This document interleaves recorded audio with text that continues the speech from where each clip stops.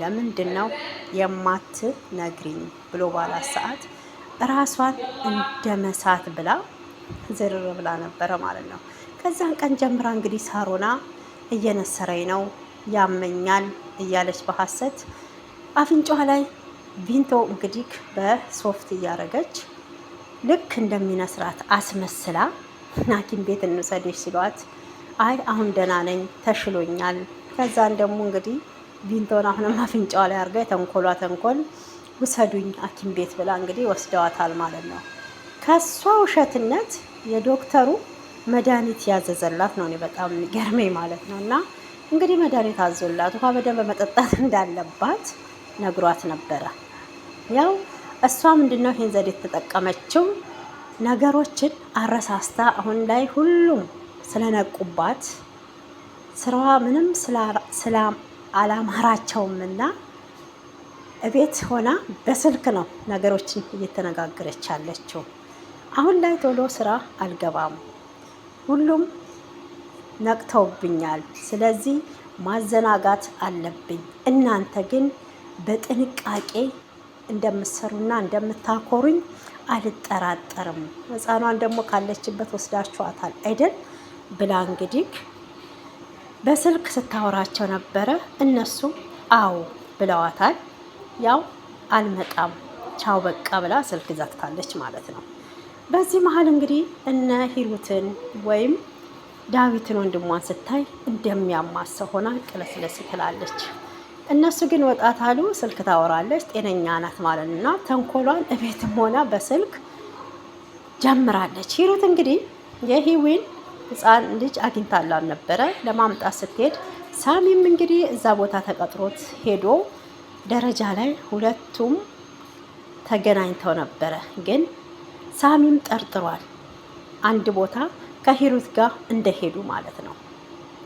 ብቻ በሄዱበት ሰዓት ህፃኗም እዛ አልተገኘችም፣ ሳሚም አላገኘም፣ ሂሩትም አላገኘቻትም ማለት ነው። እና እዚህ ያልነበር እንዴት ተቀጣጠር ነው ህፃኗን ታዲያ ወዴት ወሰዷት ብለው ያው ሂሩትም እንግዲህ ለወንድሟ ወንድሜ በቃ አሁን ላይ ሳሮና አሞኛል ብላ ለተንኮሏ ተኝታለች፣ ግን አላመማትም።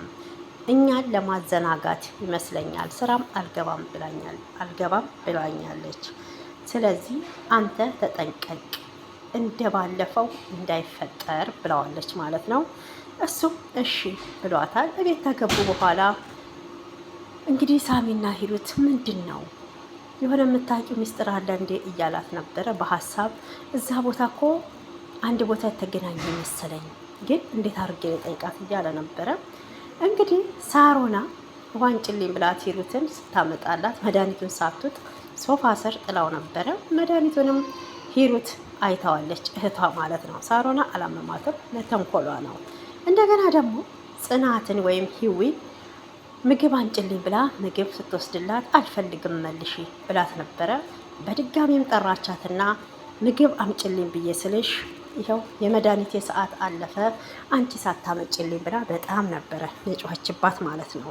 እንዴ ሳሮና አምጥቼልሽ እኮ አልፈልግም ብለሽ መልሼዋለሁ፣ ለምንድን ነው ተኝተሽ ስለተነሳሽ ረስተሽ ነው? ምግቡ ራሱ ክችን ያለው ሄዳችሁ ማየት ትችላላችሁ ብላ ሂጂ ውጭልኝ፣ በአንቺ ሰበብ መድኃኒቴም አለፈ፣ አይንሽን ላይ አልፈልግም እያለ ስትጮህ ዳዊትና ሂሩት እንግዲህ እየሮጡ ከሳሎን ወደ መኝታ ቤት መጥተዋል ማለት ነው። ምን ተፈጥሮ ነው ብለው ሲሏት እንግዲህ ሳሮና ምግብ አንጭልኝ ብዬ ስላት ምግብ ሳታመጣ የመድኃኒት ሰዓት አለፈ ብላ ትላለች።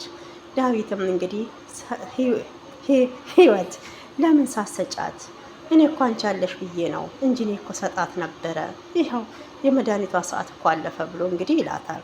እረ ሄዳችሁ ምግቡን ማየት ትችላላችሁ፣ ክችን ያለው አልፈልግም ብላ ነው የመለስኩት ብላለች ማለት ነው። ውሸቷን ነው ብላ ስትል አበዛሹ ሳሮና፣ አሁንስ እኔም እኮ ሰውነት አለኝ የሰው ልጅ ነኝ፣ ምንድን ነው የምትዩ?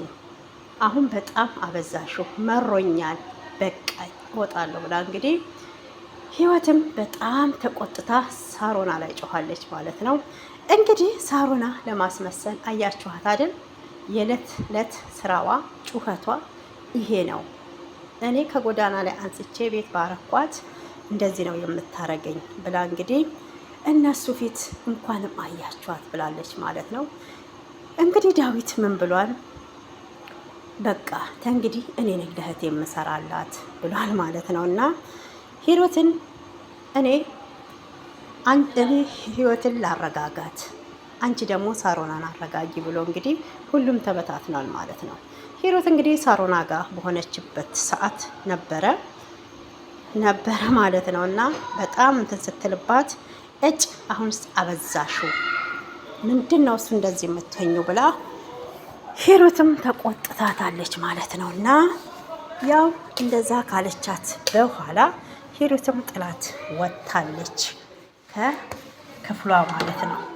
ግን የሳሮና ጨዋታ ድራማ መቼ ነው የሚያበቃው? በጣም ነው የሚገርመው ማለት ነው። በሐሰት ህይወትን እንደዚህ ወንጅላ የያዘቻት ለምንድን ነው? ለምንድን ነው የጠላቻት? ምክንያቱ ምንድን ነው? የሳሮናስ ሐሰት ውሸት መቼ ነው የሚጋለጠው? ሌብነቷ፣ የህገ ወጥ አዘዋዋሪ መሆኗ አንድ ቀን መጋለጧ አይቀርም ማለት ነው። እና ብቻ በጣም ከባድ